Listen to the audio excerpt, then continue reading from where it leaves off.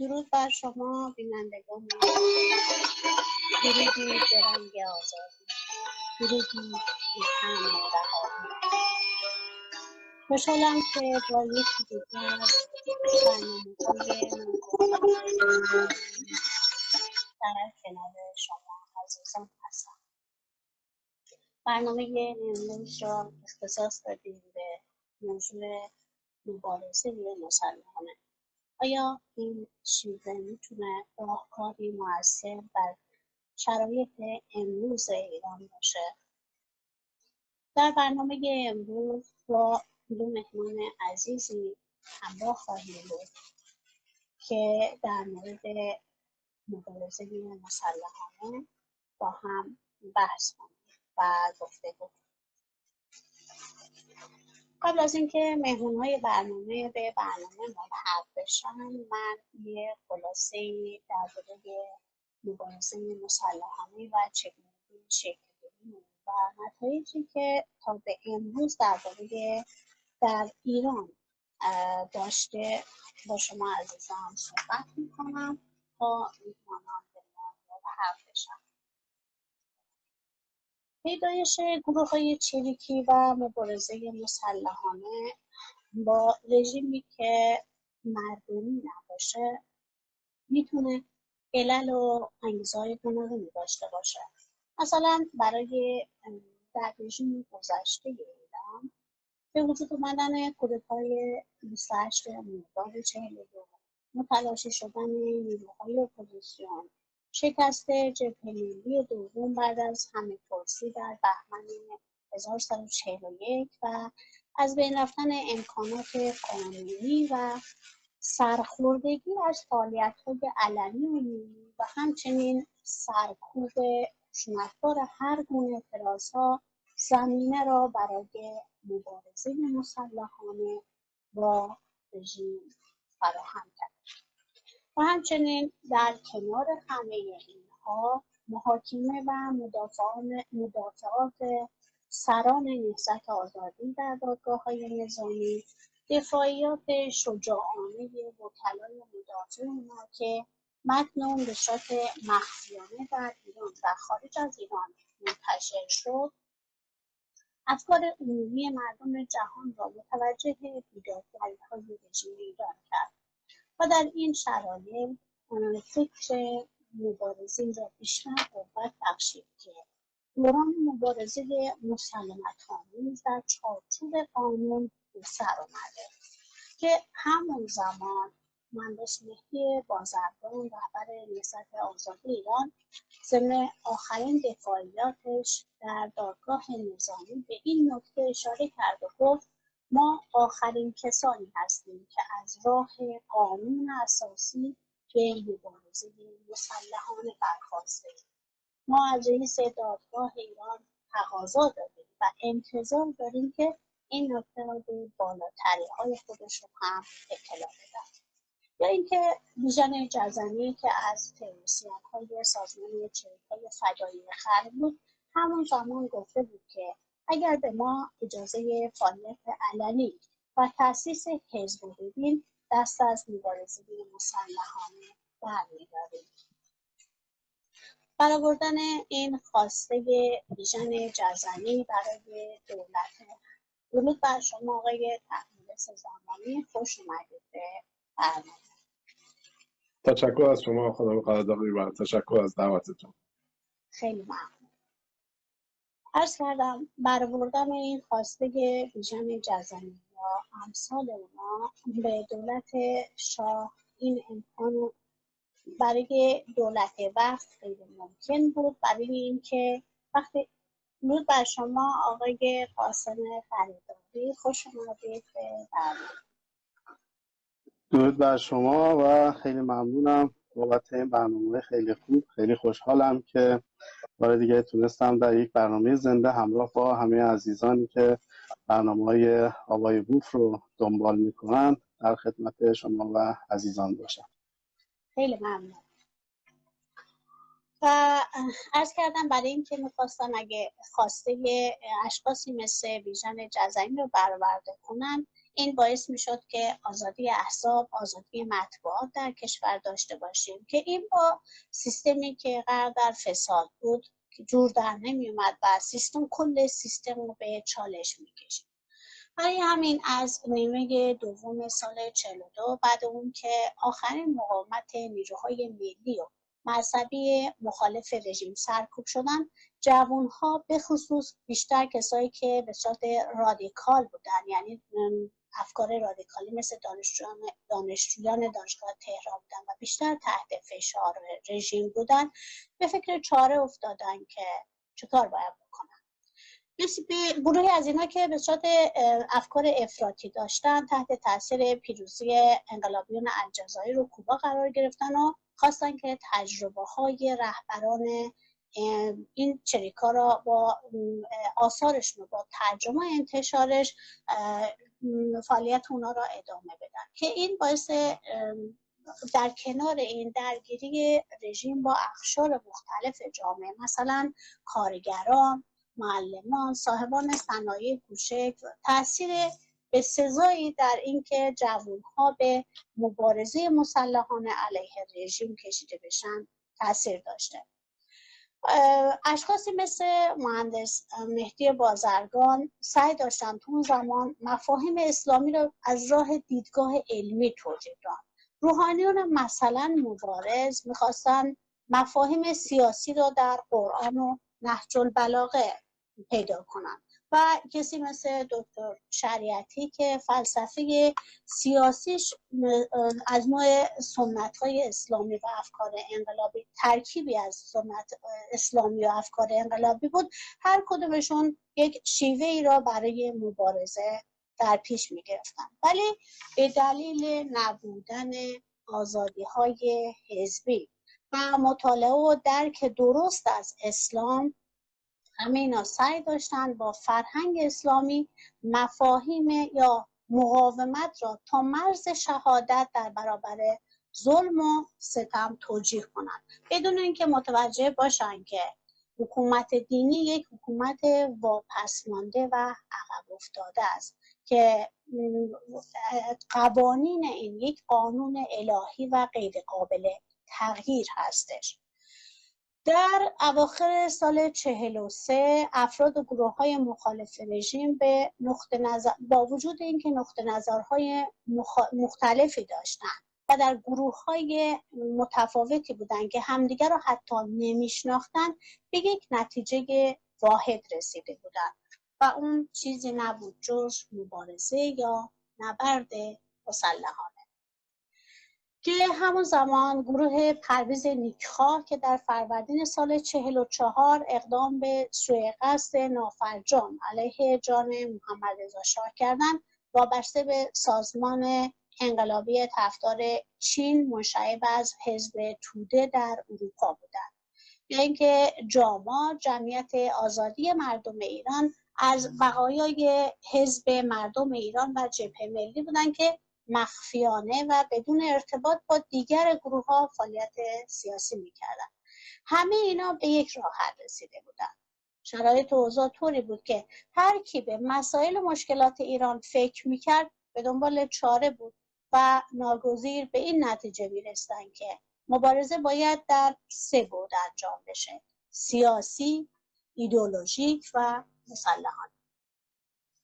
همون زمان نشریه وابسته به نهضت آزادی ایران در اروپا و آمریکا درباره ضرورت مبارزه مسلحانه نوشت: هشدار سال 42 نقطه عطف تاریخ ایرانه.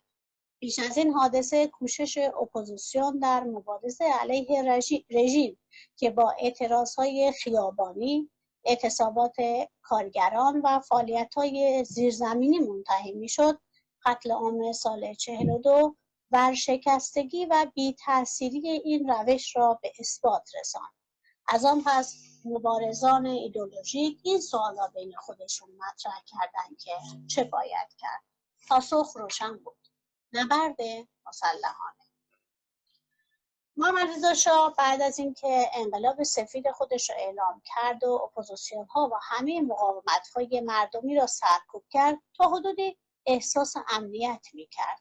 اما این احساس امنیت کاذب بود، زیرا تاریخ نشون داده که تا وقتی ظلم هست مبارزه هم هست. در هر مبارزه علیه ستم شکست و پیروزی وجود داره، ولی قطعا پیروزی از آن مردم. بخاطر اینکه بعد از اینکه محمد رضا شاه انقلاب سفیدش اعلام کرد احساس امنیت میکرد، همون زمان بعد ترور حسن علی منصور نخست وزیر در سال 43 و 2 ماه بعدش در فروردین 44 تیراندازی به شاه، اونم از طرف افراد گارد جاویدان، اخطاری بود برای شروع مبارزه مسلحانه. چریکا کسایی هستند که این مبارزه مسلحانه را باور دارند و بهش عمل میکنند. البته چریکایی که در ایران فعالیت داشتند با توجه به سوابق سیاسیشون و ترکیبات سازمانی و تاریخ شروع فعالیتشون به چند گروه تقسیم میشن که از بین اونا سازمان چریکای فدایی خلق که سازمان فدایان مارکسیست شهرت داشتند، سازمان مجاهدین خلق ایران که مسلمانان مجاهد بودند، سازمان مجاهدین مارکسیست که منشعب از مجاهدین خلق بودند، گروه‌های کوچک اسلامی مثل ابوذر، شیعیان راستین، گروه الله اکبر، گروه الفجر، گروه صف و منصورون و گروه‌های دیگه. گروه کوچک مارکسیست به اسامی سازمان آزادی بخش خلق‌های ایران، گروه لرستان و سازمان آرمان خلق بودن. گروه دیگه هم بودن که به مبارزه مسلحانه اعتقاد داشتن، از قبیل طوفان، سازمان انقلابی حزب توده، حزب دموکرات کردستان، سازمان چپ جدیدی به نام گروه اتحاد کمونیستان.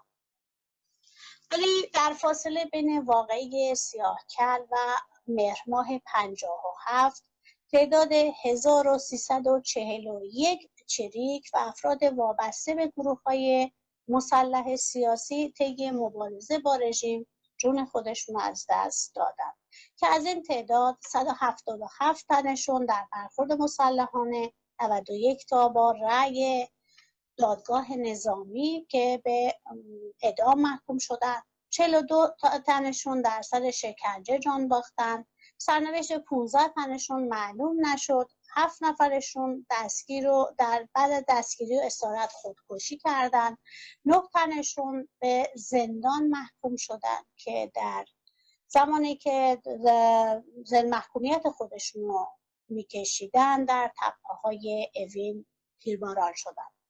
گذشته از اینا حدود 200 تن از این که به اتهام فقط چریک بودن بین 1 سال تا ابد به زندان محکوم شدن. از مجموع 341 تن از مقتولین مشخصات 306 نفرشون شناسایی شده که 208 تنشون روشنفکر، 26 تن کارگران از 22 تا کارخونه، 3 تنشون کاسب و 1 تن فقط روحانی بودن که از بین اینا 10% این افراد بالای 35 سال داشتن، یعنی همه اینا جوانایی بودن که به مبارزه رو آورده بودن. 39 تنشون بانوان بودن که باز اونا خوندار و دانشجو و معلم و تا درجه دکترا در بینشون بود. از بین 5 گروه چریک، فدایان مارکسیست و مجاهدین خلق از لحاظ تعداد و افراد و ترکیب سازمانی و اجرای عملیات مسلحانه مشخص بودن، به طوری که 341 تنشون از بین 341 نفری که عرض کردم 172 نفر از فدایان خلق بودن و 73 تنشون مجاهدین اسلامی، 38 تن گروه کوچک مارکسیستی و 30 تن مجاهدین مارکسیست و 28 تن گروه کوچک اسلامی بودن. هرچند اولین برخورد مسلحانه بین چریک‌های مسلح گروه جنگل و نیروهای انتظامی در سال 49 در جنگل‌های شمال اتفاق افتاد، اما همونطور که گفتم تصمیم جوانان رادیکالی که به مبارزه مسلحانه را آورده بودند از سال 42 شروع شده بود که در اواسط مهر ماه 43 دادستان نظامی خبر کشف یک گروهی را داد که اینها کسایی بودند که مبارزه مسلحانه را شروع کرده بودند و توی این اعلامیه‌ای که دادستان داده بود گفته بود که گردانندگان حزب ظاهراً هدف کلی جمعیت را تشکیل دولت واحد اسلامی نشون دادند، ولی مقصود واقعی اونا اغتشاش و آشوبگری و خونریزی بوده. حزب مزبور مبادرت به تهیه اسلحه از کشورهای خارج کرده که 55 عضو داشته که برای 8 نفر تقاضای اعدام دادن، برای بقیه هم از 3 سال تا ابد حبس دادن. تغییر شیوه مبارزه و توسل به نبرد مسلحانه منحصر به گروه‌های مخالف داخل رژیم نبود. در خارج از کشور هم به این مبارزه مسلحانه رو آورده بودند. در سال 42 چند تن از افرادی که مال نهضت آزادی بودند در آمریکا و اروپا به مطالعه انقلاب‌های الجزایر و کوبا پرداختند که علی شریعتی به خاطر ارتباطی که با فانون داشت تصمیم گرفت که در این زمینه هم فعالیت بکنن که باشون همکاری میکرد که مصطفی چمران، صادق قطبزاده و پرویز امین هم که از فعالان نهضت آزادی بودن در آمریکا با هم ارتباط داشتن و فعالیت میکردن که اینا تصمیم میگیرن به مصر برن به دلیل اینکه میخواستن اونجا یک اتحادیه یا یک سازمانی را تشکیل بدن جوانایی را که از ایران به مصر اعزام میشدن برای آموزش چریکی، برای شرایط را برای اونا مهیا بکنن تا بتونن اونا بیان اونجا و آموزش‌های چریکی ببینند و فعالیت بکنن. ولی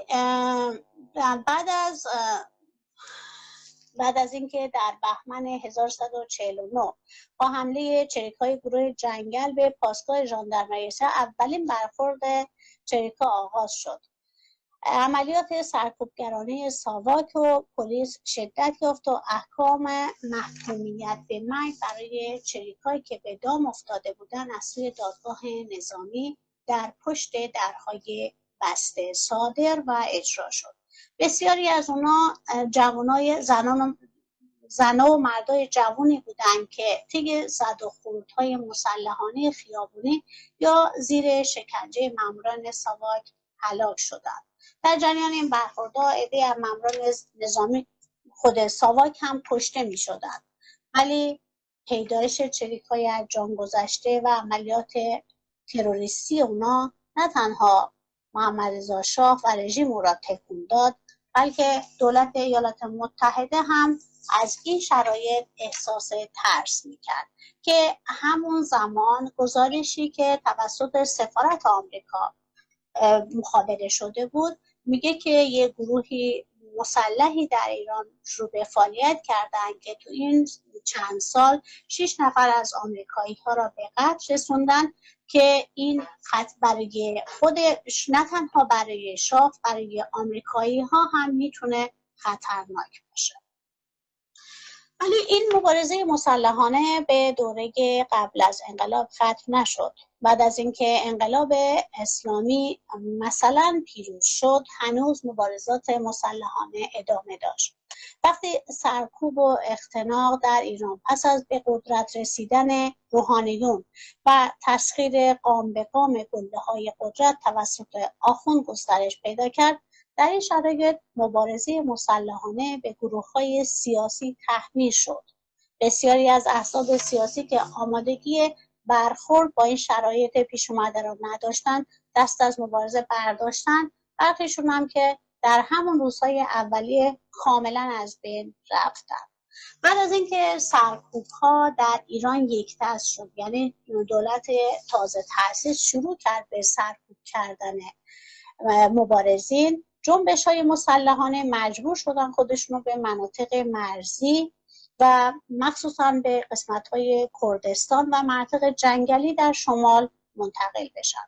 از همون منطقه هم دست به سازماندهی عملیات زدن. در این شرایط سازمان‌های محوری که مبارزه مسلحانه علیه رژیم انجام می‌دادند شامل سازمان مجاهدین خلق و احزاب دموکرات و کومله کردستان بودند. البته گروه‌های کوچیکی مثل چریک‌های فدایی خلق، شاخه اقلیت یا شاخه اشرف دهقانی، حزب کمونیست ایران که اتحادی از برخی از سازمان‌های مارکسیستی بودند هم دست به مبارزه مسلحانه زدند. اما اغلب اونا پس از مدت کوتاهی به خاطر ضربات و انشابات داخلیشون پتانسیل خودشون از دست دادند و منفعل شدند. مبارزه مسلحانه در جنگل‌های شمال و منطقه کردستان منجر به کشته شدن هزاران مبارز راه آزادی شد و بیش از 2500 زندانی سیاسی قتل عام شدند. علت به ثمر نرسیدن این مبارزات هم این بود که توده ها دید روشن یا مردم دید روشنی از خمینی نداشتند. نفوذ روحانیت در جامعه به قدری بود که حاکمان دینی از این شیوه تونستن از عواطف مذهبی مردم برای سرکوب مخالفان استفاده کنند. مثلا اصفهانی ها را در مقابل کردها قرار میدادند، ترکمن ها را به وسیله ترکا و یزدیا و قمیا سرکوب میکردند. بیشتر مردم نظاره‌گر بودند چون هنوز به روحانیت امید داشتند و راه و روش اونها را راه درستی میدونستند. در واقع مردم در توهم به سر میبردند. ولی امروز که مردم در کف خیابون هستن، به تازگی هم که هممون داریم میشنویم که همین امروز در تهران همین اتفاق افتاد و چند روز پیش که در یه شهر دیگه شروع کردن به مبارزه مسلحانه. با گذشت 43 سال از حکومت آخوندی و وحشیگری هایی که سپاه انجام داده، مردم با عملکرد این جنایتکاران و غارتگران آشنایی پیدا کردند و این آمادگی را دارند که برای همراهی با قیامی یک پارچه و مسلحانه علیه این جرثومه‌های ضد بشری بلند بشن. میرسیم به مهمانان عزیز برنامه. خوش اومدید مجددا به برنامه‌ای که هممون مسلح هستیم برای مبارزه. البته من با قلم. مبارزه مسلحانه یا مبارزات مدنی، تا اونجا که اطلاع دارم آقای طهمورث زمانی جزو کسایی هستش که برای سابقه مبارزه مسلحانه رو دارن و تو این کار تجربه داشتن و موافق مبارزه مسلحانه هستن. آقای زمانی اگه میشه شما بفرمایید ابتدا به حرمت هم سابقه مبارزاتی هم به حرمت بزرگتری که شما با مبارزه مسلحانه موافق هستید در ایران امروز؟ با سلام به شما خانم قلعه‌داری و به مهمان گرامیتون. نوع مبارزه مسلحانه نوعی مبارزه است که دشمن یعنی حکومت که در کشور حاکمه اون به مردم تحمیل میکنه این نوع مبارزه را. اگر بشه از راه‌های مسالمت آمیز پیشرفت، بهترین راه اینه که اون عمل انجام بشه، نه مبارزه مسلحانه. منتها این تنها راهیه که حکومت‌ها در مقابل مردم قرار میدن. شما در بیانیه استقلال آمریکا حق مبارزه مسلحانه در مقابل غارتگران و کسانی که حق و حقوق مردم را رعایت نمی‌کنند در نظر گرفته شده. این حق در سازمان ملل هم به رسمیت شناخته شده که اگر مردمی توسط حکومتشون سرکوب بشن میتونن علیه اونا به مبارزه مسلحانه برخیزن. این مبارزه مسلحانه یک راهی است که دیگه راهی وجود نداره و مجبوریم ما اون کار انجام بدیم، وگرنه کسی از خون و خونریزی لذت نمیبره، کسی حاضر نیست کشورش خراب بشه، ولی چاره‌ای جز این نمیگذارن. به خاطر همین در بعضی مواقع تنها راهه، یعنی راه دیگه مثل حکومت فعلی ایران 43 ساله که داره آزمایش میشه راه‌های مختلف و در عمل غیر ممکن به نظر میاد که بشه این حکومت را اصلاح کرد یا بشه این حکومت را از طریق دیگری عوضش کرد. شما نمیتونید یه دیکتاتور را بنشونید و باش منطقی صحبت کنید، بگه آقا کارهای شما اشتباهه، چون اون اصلا در یک دنیای دیگه‌ایه، در توهماتیه. خودشا یا مثل حیله سلاسی و شاه اصلا تافته جدا بافته میدونه، یا مثل خمینی و خامنه‌ای یه رهبر مذهبی میدونه که خداوند بهش این مأموریت و حکم داده. اینی که با این افراد نمیشه صحبت کرد و وقت تلف کنیه و تنها کاری که میشه انجام داد برای جلوگیری از ضرر بیشتر اینها را سرنگون کرد و از جامعه حذفشون کرد و اونم تنها از راه مبارزه مسلحانه. بله من شدیداً با این کار موافق هستم، چون راه دیگری وجود نداره. خیلی ممنون آقای زمانی. و آقای قره‌داغی، سال‌هاست به مبارزات مدنی را شروع کردید شما و به هر حال وقتی شبکه‌های اجتماعی را تو هر صفحه‌ای تو هر پیجی را باز می‌کنید، به هر حال یه اسمی از آقای بوف هستش که سال‌هاست شما به عنوان کسی که واقعا زمان و زندگیتون رو برای این مبارزه گذاشتید و الان امروز در این نقطه‌ای که شما هستید، در این زمانی که شما هستید، شما با وجود فعالیتی که سال‌هاست انجام دارید ولی مدنی بوده، در حال حاضر به مبارزه مسلحانه اعتقاد دارید شما؟ با درود به شما جناب استاد زمانی عزیز و همه همراهانی که همیشه با ما هستند و جزو عزیزانی هستند که در همین صفحات اجتماعی که شما فرمودید همراهی میکنن ما رو و همیشه به ما لطف دارن. ببینید براندازی یک سری تعاریف خودش رو داره. متاسفانه ما بعضی از دوستان در دنیای متمدن تئوری های تمدن سیر میکنند و وقتی حرف از مبارزه مسلحانه یا مبارزات خشونت‌آمیز میشه، اینها من تعجب میکنم یک پرچم صلحی به دست میگیرن و شروع میکنن به شماتت کسانی مثل ما که شما دیگه چرا، شما که به هر حال توی عرصه فرهنگی و به هر حال مدنی جامعه ایران اسم دارید.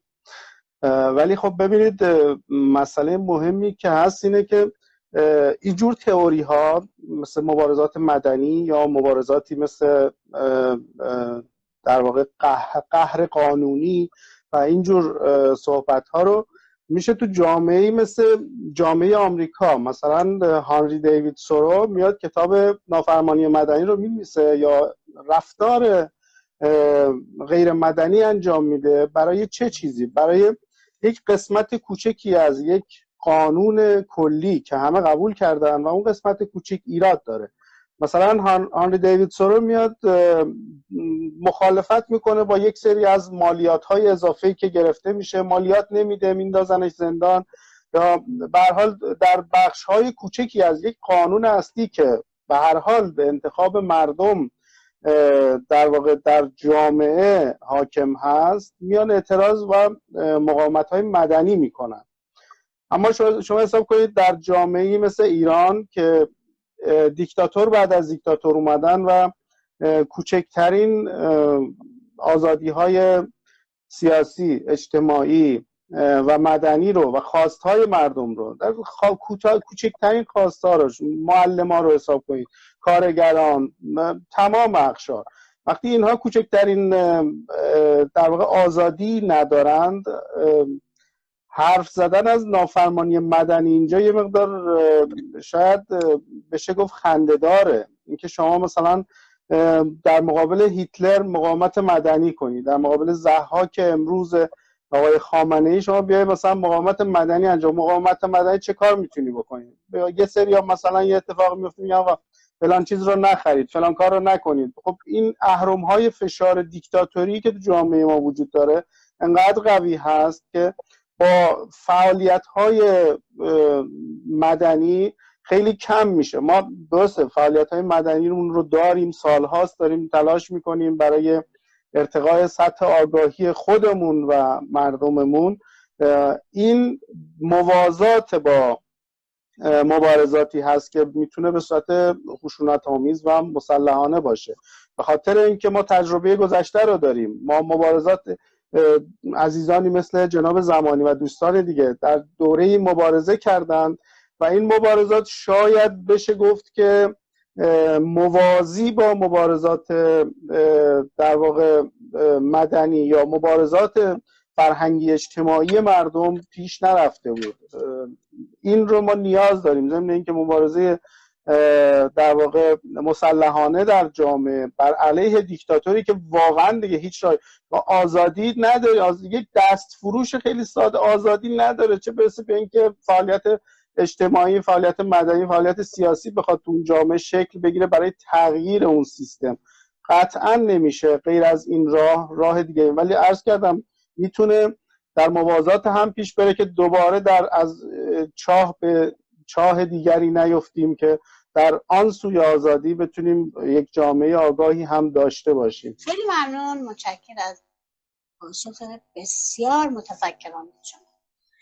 آقای زمانی، شما چرا فکر میکنید که الان مبارزات مدنی در جامعه ما جواب نمیده؟ مگر این مبارزه یک مبارزه شناخته شده در دنیا نیست؟ شما به هر حال شخصی هستید که جوونیتون و زندگیتون و همه رو گذاشتید برای مبارزه و طبیعتاً جونتون رو برای مبارزه مسلحانه گذاشتید و حالا شانس آوردید و زنده موندید. به هر حال وقتی مبارزه مسلحانه است آدما دارن با زندگی بازی، یعنی قمار زندگی هست در واقع. خب شما تو این شرایطی که الان هستید با وجود اینکه تجربه دارید و اینو میدونید به عنوان یک انسانی که قبلا مبارزه مسلحانه کردید و الان میدونید که مبارزه مسلحانه تلفات جانی فراوانی داره، چرا مبارزه ای را که از لحاظ برای در جامعه متمدن امروزی مبارزه مدنی پذیرفته شده هستش، یه چیز تثبیت شده است، شما چرا فکر میکنید جامعه ما الان اون پتانسیل و قابلیت رو نداره که مبارزه مدنی داشته باشیم؟ عرض کردم خدمت شما، ما خواهان این دو مبارزه نیستیم، اینا دشمن به ما تحمیل میکنه و شما دارید از یک جامعه مدنی صحبت میکنید و یک مبارزه مدنی در جامعه مدنیه، در جامعه‌ای که یه دیکتاتور در رأسش نشسته و به هر خواسته ای را سرکوب میکنه. این که دیگه به حرف از مبارزه مدنی کردن یه نوع ساده لوحیه. شما ببینید در اوایلی که انقلاب شده بود، مثلا من منطقه کردستان را شرح میدم به شما، کردا آمدن خودم خوشحال که بله انقلاب شده، ما میخوایم عوض شه شرایطمون. ولی آخوند آمد به اینا چیز کرد که نه، شما حق ندارید مثلا پادگان ها رو حمله کنید، دسته که ما در تهران به پادگان ها حمله کرده بودیم و خل اصلاح کرده، ولی اونا حق نداشتن در کردستان این کار کنن. چرا؟ چون آخوند میدونست که حکومتی که میخواد پیاده کنه نمیخواد حق و حقوقی کسی را بده، از این رو نمیخواست اونا صاحب سلاح باشن و مسلح بشن. اینی که در یک جامعه‌ای که هیچ حق و حقوقی برای مردمش قائل نیست، شما صحبت از جامعه از مبارزات مدنی کردن حرفی است بسیار، معذرت میخوام، خیلی ساده لوحانه است این حرف که شما بیاید مثلا میگم جامعه کردستان اون روز میامد میگفت چی؟ میگه آقا ما کار میخوایم، ما همون حق و حقوقی رو میخوایم که مردم در تهران دارن. خمینی اینا رو سرکوب میکرد. خمینی در جنگ 24 روزه سنندج صدها کرد و کشت که جسداشون اینا مدتها تو خیابون افتاده بود و مردم تو باغچه هاشون چال میکردن. خب اون کرد یا دو راه داره، یا سرکوب بشه و بشینه تو خونهش، یا مبارزه مسلحانه کنه. مبارزه مسلحانه هم که میکردن، آخوند مردم رو گذاشته بود جلوی اینها. همون زمان از تهران و قم و یزد و همدان نیروهای بسیج میفرستادن که کفار رو از بین ببرید اونجا. خود خمینی آمد یه اعلامیه خیلی شدید اللحنی صادر کرد. خب با اینها نمیشه مبارزه مدنی کرد. ما از روز اول میگفتیم آقا حکومت خمینی، حکومت دیکتاتوری اصولا اصلاح ناپذیره. شما نمیتونید، در تاریخ سابقه نداره که یه حکومت دیکتاتوری رو مردم اصلاحش کرده باشن و دیکتاتور آمده نشسته گفته بله من فکر کنم راهم غلطه، حرفای شما درست، بیاید یه راه دیگه ای بریم. نه، به هیچ عنوان اینها عوض بشو نیستن. حتی حکومت شاه هم آخرش میتونستیشون یه رفراندوم بذاره، برای اینکه داشت میرفت که حکومت از هم نپاشه، خودریزی هم نشه، اون کارم نکرد. یعنی اینها تا آخرین روز و لحظه ای که بر قدرتن دست از جنایت و مخالفت با مردم بر نمیدارن و این توهمی بیش نیست که ما بخوایم اینها را به صورت متمدنانه عوض بکنیم. این تا حالا در تاریخ سابقه نداشته، در هیچ کجای تاریخ، نه در آفریقا، نه در آمریکای لاتین، نه در اروپا، نتونستن دیکتاتوری را برکنار کنن به قول خودمون با زبون خوش. نه، اینها جز زبون زور چیز دیگه ای نمیفهمن و نمیتونن هم خودشون عوض کنن، چون عوض شدنشون یعنی مرگشون. یعنی یه دیکتاتور امروز بیاد به شما بگه آقا شما آزادی مطبوعات میخواید، ما به شما میدیم، آزادی احزاب میخواید، ما به شما میدیم. خب همون مطبوعاتی که آزادش میکنن اولین مقالهش میشه دزدی فلان همراه دیکتاتور را فاش میکنه. خب این دیگه مردم علیه اون دیکتاتور میشدن. اینه که به هیچ عنوان نمیتونن اینها آزادی بدن و این سیستم جز با موازات قهرآمیز به هیچ عنوان چون نمیتونی این سیستم رو عوض کنی. تجربه شاه را داریم، تجربه اینها هم داریم. ما الان 3 ساله که شما ببینید دارن مدل‌های مختلف تلاش میکنن که اینها را به یه راه دیگه ای بیارن که قهرآمیز نباشه، ولی شما دیدید عملا که بدتر و بدتر هم داره میشه. الان در آبادان مردم تو خیابون ریختن، در تهران این یارو تو استادیوم برنامه رو انداخته که سلام فرمانده و مزخرفات. این دیکتاتور آقای زمان اتفاقا سوال بعدی رو میخوام از آقای قراداغی در مورد همین اتفاقایی که الان در جامعه ما میفته. ببینید آقای قراداغی، الان در شهرهای مختلف مردم تو خیابونا هستند و هر کدومشون خاصه خاصی هم ندارن دیگه، معیشتی هست در واقع، حتی به مرحله سیاسی هم نرسیده خواسته مردم، یک خواسته معیشتی هست در واقع. ولی دولت واقعا حاضر نیست حتی به ابتدایی ترین خواسته این معترضا جواب بده و شروع کرده به سرکوب کردن، حتی نیرو از شهرهای مختلف منتقل میکنه به یه شهری که اونا را سرکوب.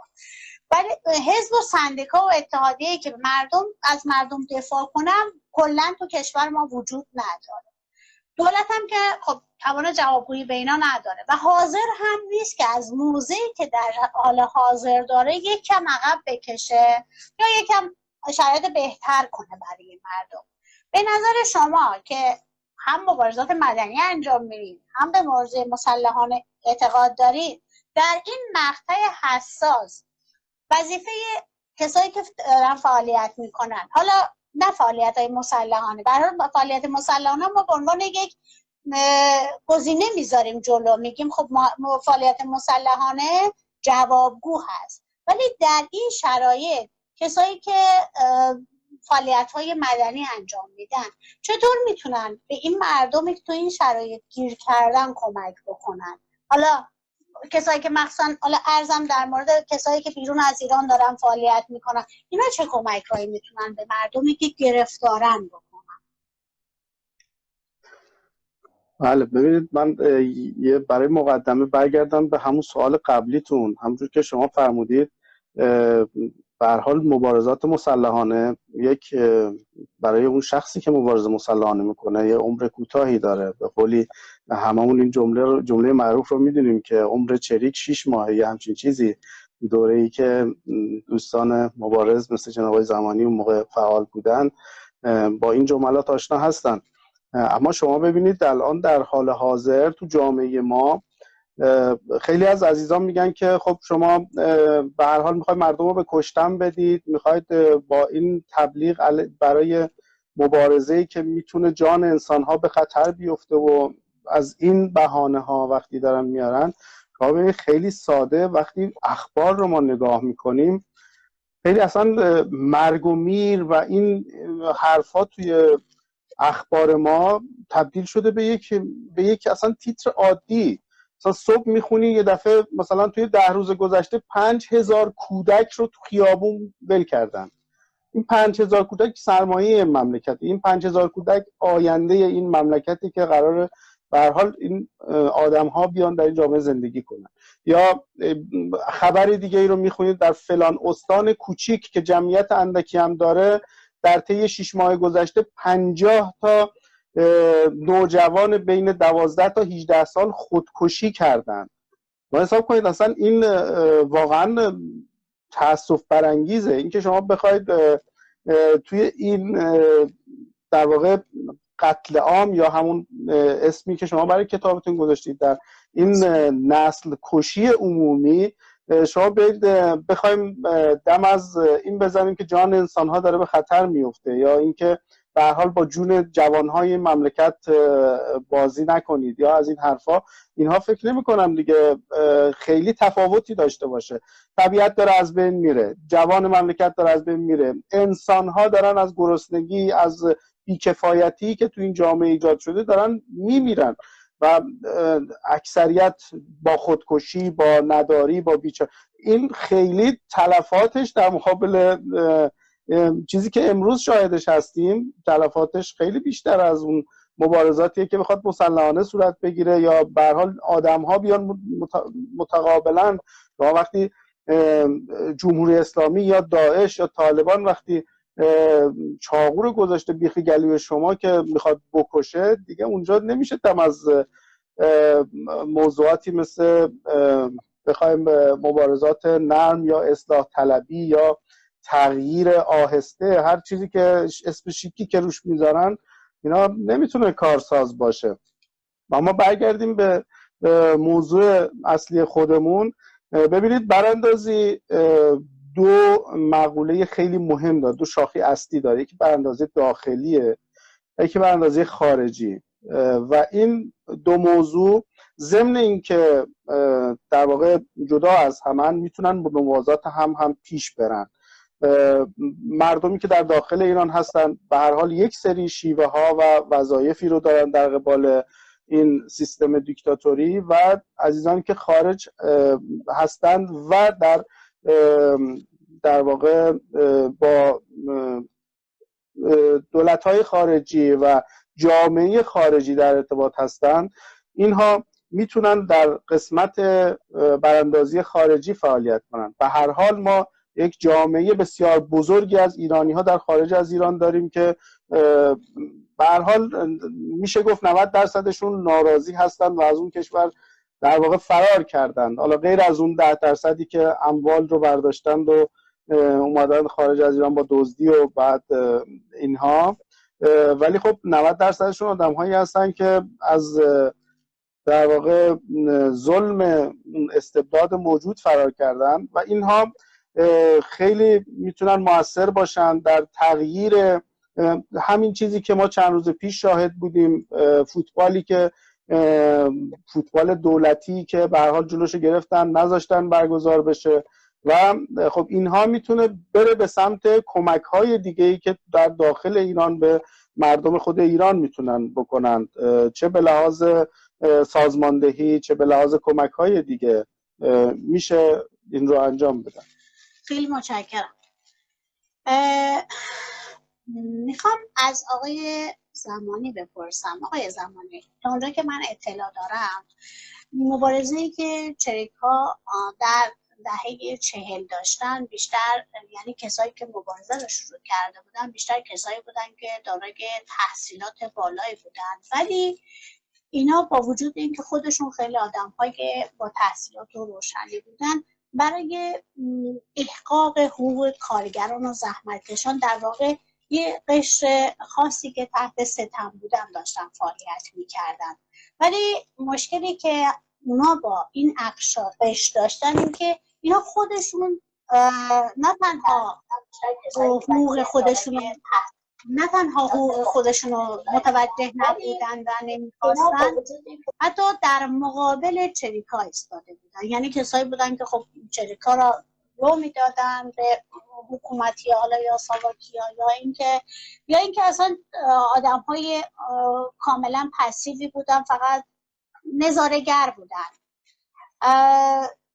سوال اینجاست که چرا این قشر با وجود اینکه این همه ستم بهشون دعوا داشته میشه، نه تنها از کسایی که دارن از حقوق اینا دفاع میکنن، و برای کسی که تحصیلات داره، کسی که رفاه داشت و طبیعتا حتی اینقدر میفهمید که برای حقوق دیگران داره فعالیت میکنه، از آرامش، آسایش زندگی و جون خودش میگذشت و میرفت برای کارگر، برای کسایی که دو قشر سطح پایین جامعه بودن فعالیت کرد. ولی حتی از این قشر هم ضربه میدید.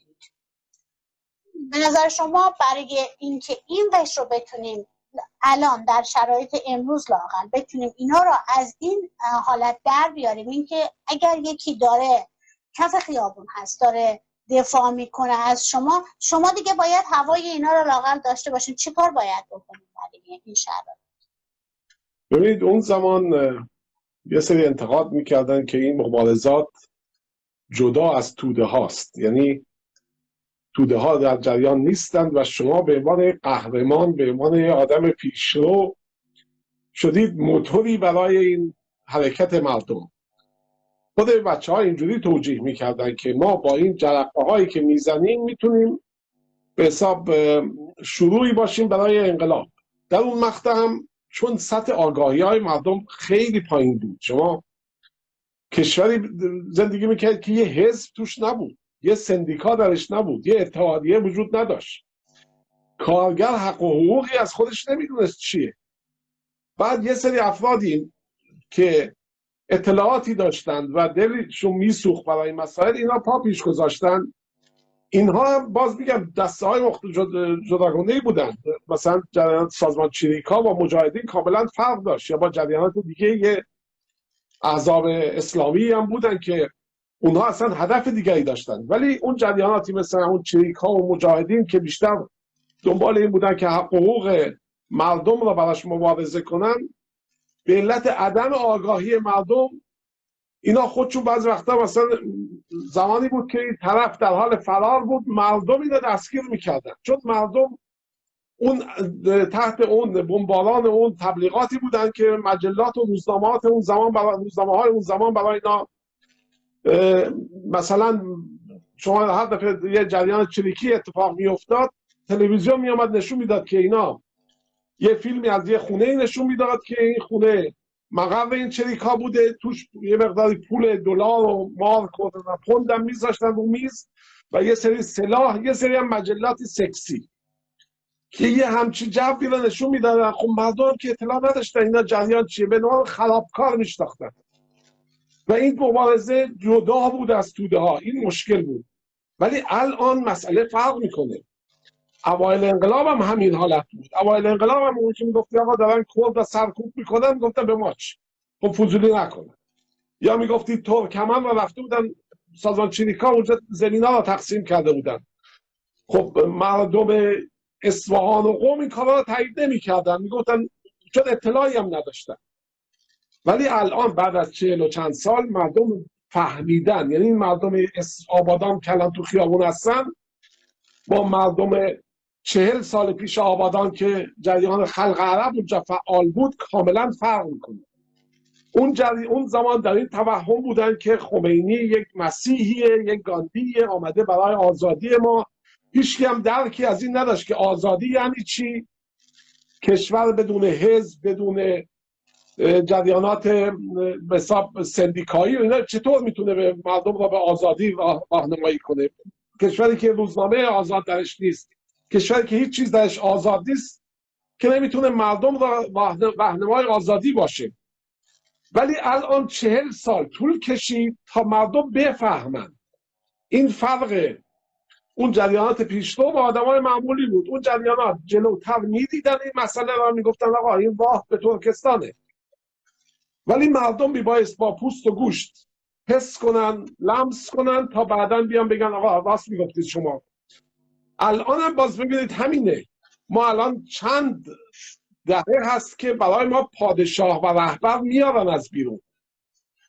الان هم زمانی که زمان شاه به انفجار رسیده بود، اینا از رفتن با خمینی مذاکره کردن، با بهشتی و اردبیلی اینا مذاکره کردن، حکومت را آوردن که مطابق میل خود اونهاست.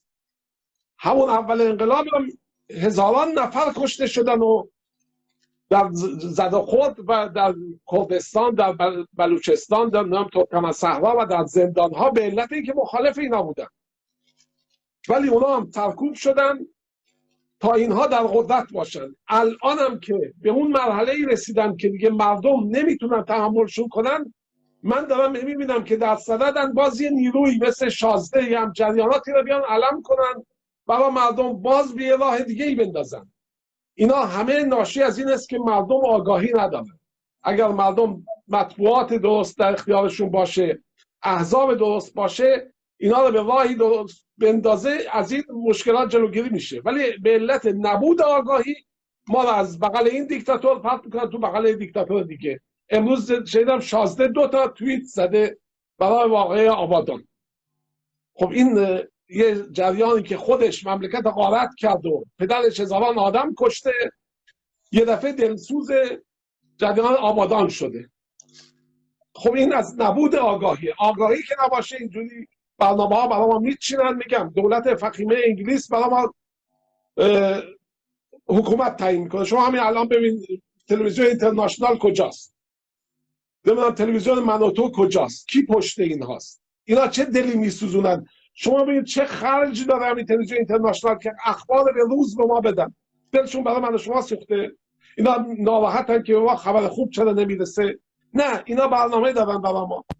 ما هرچی بغل این دیکتاتور طول میکشه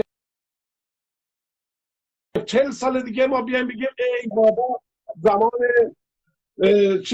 سید علی خیلی هم خوب بود، اون زمان به اون رایانه هم میدادن، با اون رایانه میشد کلی زندگی کرد. و همین داستانهایی که الان میگن در زمان شاه میگن، اون زمان هم میان میگن برای ما اتوبان کشید، نمیدونم برای ما به چیز آورد، چی میگن، مترو درست کرد.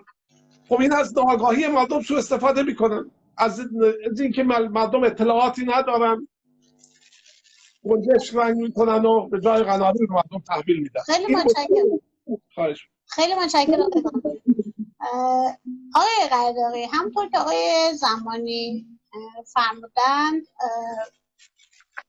در زمان قبل از انقلاب مبارزات چریکی را یک مبارزات توده‌ای نمیدونستن، یعنی اینا را جدای از توده مردم میدونستن و مبارزه بود که برای محل یک قشر خاصی را انتخاب میشدن. کسایی بودن که عرض کردم سواد داشتن، حتی تحصیلات اکثرشون که فکر میکنم بالای 99%شون تحصیلات دانشگاهی داشتن و داشتن این فعالیت ها رو انجام دادن. شما به عنوان کسی که خب سالهاست دارین فعالیت های مدنی رو انجام میدین، آیا همین فعالیت های مدنی شما مقدمه‌ای برای آگاه کردن توده مردم برای مبارزه مسلحانه میتونیم این فاکتور رو براش لحاظ بکنیم، اینکه شما از مبارزه مدنی به مبارزه مسلحانه معتقد هستید، یعنی اینو زمینه سازی میکنید که مبارزه مسلحانه جواب بده؟ ببینید عرض کردم مبارزات مسلحانه و مدنی، البته مبارزه مدنی ما اینجا منظور در واقع آگاهی بخشی و ارتقاء سطح اطلاعات عمومی جامعه هست. اینها به نظر من باید در جامعه‌ای مثل جامعه ما باید موازی پیش بره و علتش هم این هست که ببینید ما الان 1400 بیشتر ساله که داریم در واقع مبارزات مدنی میکنیم. انقدر مبارزات مدنی کردیم و در پایان انتظار داریم برسه به یک جایی که به یک در واقع جامعه‌ای مثل جوامع پیشرفته برسیم، ولی همیشه یک سری موانعی هست که این آگاهی عمومی رو و این روشن شدن جامعه ما رو داره به تعویق و تأخیر میندازه. یعنی کاری که ما 100 و خورده سال پیش داشتیم با انقلاب مشروطه انجام میدادیم، من داشتم نگاه میکردم یکی از عناوین اون انقلاب مشروطه، خواستهای مشروطه خواهان آزادی مطبوعات بود، چیزی که الان بعد از این همه سال، بعد از این همه مبارزه همچنان همون سرتیتر مبارزات ماست. پس بنابراین این درسته بر اساس مقتضای زمان که پیش میریم به هر حال تحقق پیدا میکنه، برخی از چیزهایی که ما براش مبارزه میکنیم. اما مهم اینجاست که اون موانع و اون عواملی که مانع از اون ارتقای سطح آگاهی مردم میشه، اینها رو ما بتونیم باشون مبارزه کنیم. خب شما با مبارزه آگاهی دادن به مردم یا مبارزات مدنی نمیتونید دیکتاتور رو بردارید، نمیتونید دیکتاتور رو اصلاح کنید. خاطر اینکه اگر هم اون دیکتاتور اصلاح بشه، اون سیستم و اون جامعه اون دیکتاتور رو پس میزنه و دیکتاتور دیگه ای جاش میاد میشینه. اون سیستم مشکل داره، اون سیستم خواهان اون دیکتاتور هست. ببینید الان یکی از چیزهای خوبی که من میبینم شعارهای مردم از مرگ بر خامنه‌ای یا بر ضد خامنه‌ای داره به مرگ بر دیکتاتور تمایل پیدا میکنه. این خیلی خوبه، بخاطر اینکه ما با اون سیستم دیکتاتور مشکل داریم. اون سیستم دیکتاتور باید برچیده بشه و این زمانی برچیده میشه که یکی این که مردم به سطح آگاهی بالاتری برسن و دوم این که ابزار خیلی مهمی داشته باشیم، ابزار خیلی قوی داشته باشیم که بتونه با این قدرت مقابله کنه. شما هر چقدر هم من الان در جایگاه خودم به عنوان یک شخصی که با یک سری از ابزارهایی برای عبور از سانسور حکومتی در ایران داریم فعالیت میکنیم، کتاب‌های سانسور شده، مطالب سانسور شده که توسط حکومت داره سانسور میشه، اینا رو سعی میکنیم تزریق کنیم توی جامعه.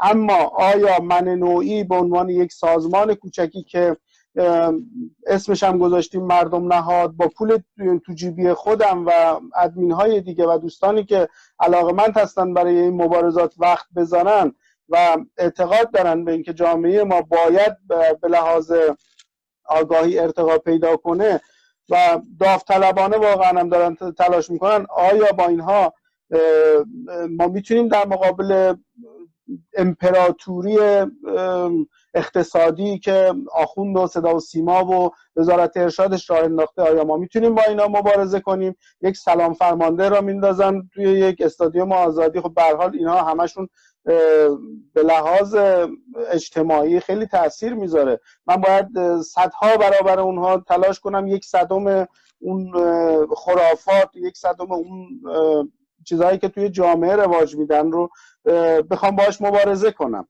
و این طاقت فرسا، زمانبر و تقریبا غیر ممکنه. اینکه بخواید صرفا فقط و فقط با اینجور کارها بخواید با اون تشکیلات، با اون سیستم مبارزه کنید. خب آقای قرداقی، طبق دنبال فرمایش شما اگه همچین چیزی هست، مردمی هم که به خاطر نون در کف خیابون هستن، واقعا هم به خاطر گرونی، الان نمیتونیم که عرض کردم اولش هم که نمیتونیم الان بگیم نه مردم دنبال رفاه سیاسی هستن، نه مردم الان واقعا نه دنبال آزادی مطبوعاتن، مردم الان واقعا برای نون خیابون هستن.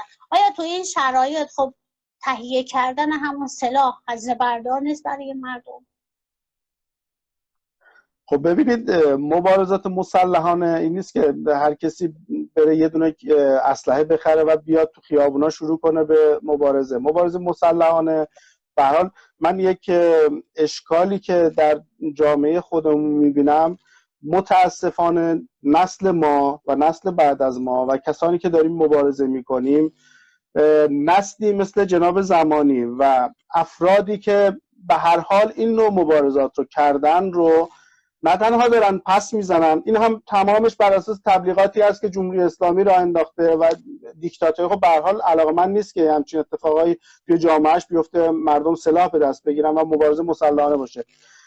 متاسفانه گسستی ایجاد کردن و ما، نسل ما و ما هم درگیرش شدیم. اینکه نه تنها ما نمیریم از تجربیات این عزیزان استفاده کنیم و بگیم که بیایید ببینیم شما به هر حال مبارزات مسلحانه کردید، به هر حال سازمان تشکیل دادید، هسته‌های کوچک مبارزاتی داشتید و اینها به هر حال به طرق مختلف این هزینه‌هاشون رو در می آوردن و سازمان میدادن این مبارزات رو. هیچ وقت نمی‌ریم از اینا بپرسیم که خب شما چه کردید، بیایید تا ما از تجربیات شما استفاده کنیم.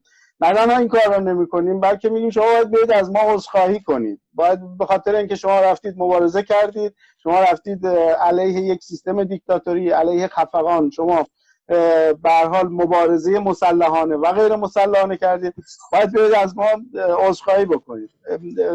ولی من برعکس معتقدم که ما باید از اینها، از تجربیات اینا استفاده کنیم. ببینید الان من نظرم اینه که این سوال رو بهتر از ابتدا از آقای زمانی بپرسیم که شما که مبارزات مسلحانه می‌کردید، شما که توی یک جامعه‌ای که خب به هر حال اون موقع فرقی زیادی آنچنانی با الان نمی‌کرد، مردم گرسنگی می‌کشیدن، بیکاری بود، تمام اینا بود، و این رو باید از اونا بپرسیم که شما چه کردید زمانی که شما دنبال نان بودید، در همان زمان هم مبارزات مسلحانه می‌کردید.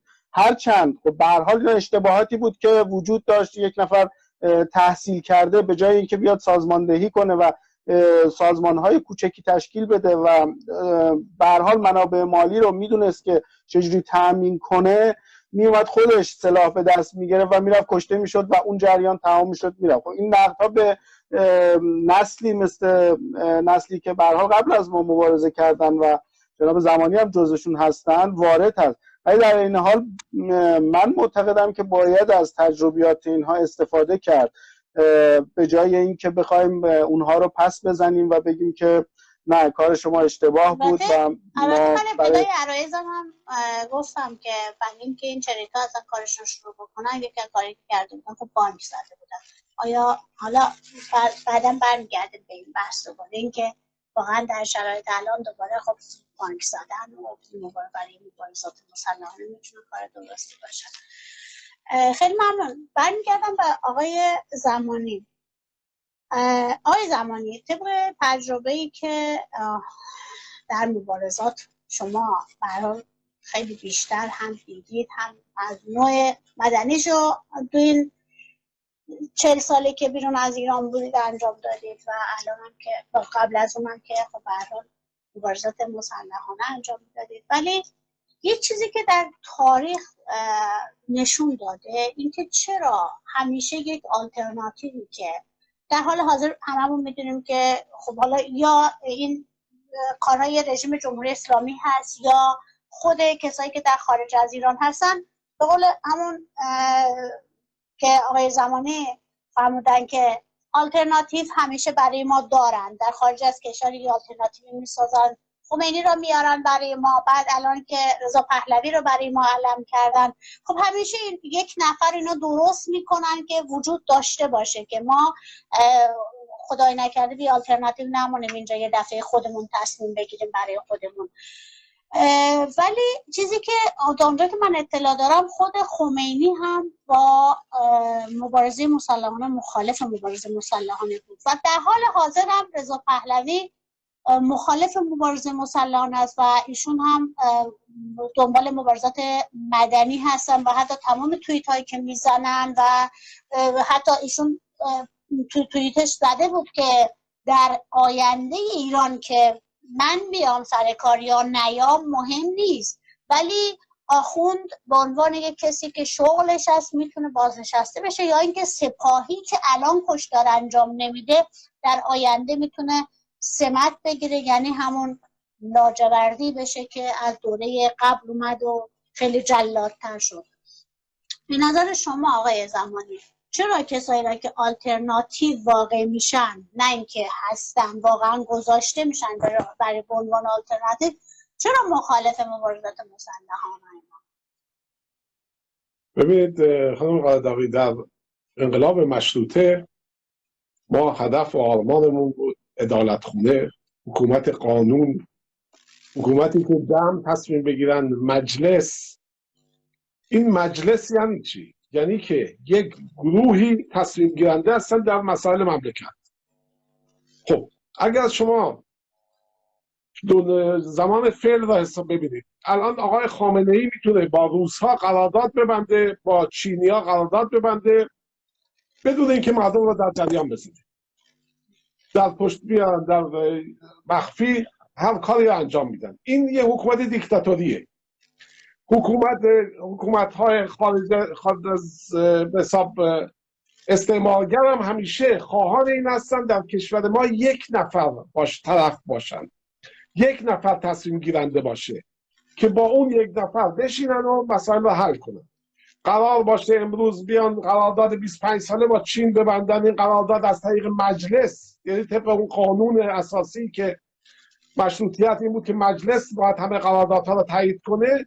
خب مجلس مثلا 500 نفر آدم توش نشستن، میگفتن نه آقا این به نفع، نشستن صحبت میگفتن نه این به نفع نیست یا به نفع هست.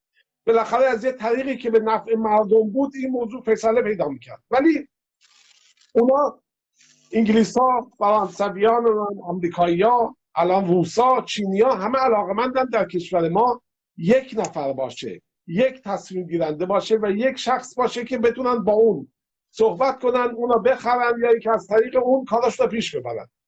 خمینی هم زمانی که در نجف بود، خب جریان مجاهدین اینا فکر می‌کردن این شخصی است انقلابی و یه شخصی است که حساب ایده های پیشرفته ای داره، در صورتی که اونا هم اشتباه میکردن که یک آخوند نمیتونه ایدهش پیشرفته باشه. و کسی که در مکتب محمد باقر مجلسی و غزالی و طوسی و نمیدونم این افراد بزرگ شده که نمیتونه این یه آدم متمدن امروزی باشه. اینا رفته بودن پیش آقای خمینی، دو نفر بوده، یکی آقای حسین روحانی بود که اینا لاجوردی بعداً کشتش و یکی آقای ابوتراب حقشناس که همین چند سال پیش همین خارج از کشور فوت کرد. این دو نفر میرن در نجف 24 روز با خمینی صحبت میکردن، یعنی روزی 1 ساعت و نیم 2 ساعت می نشستن و موازهشون رو برای خمینی شرح میدادن.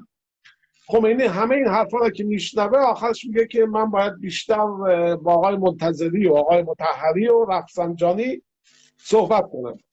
بعد که باز اینا ازش جواب میخوان میگه نه من موافقی نیستم.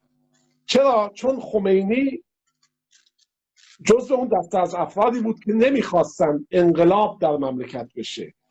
انقلاب یعنی تغییر حکومت از زیر.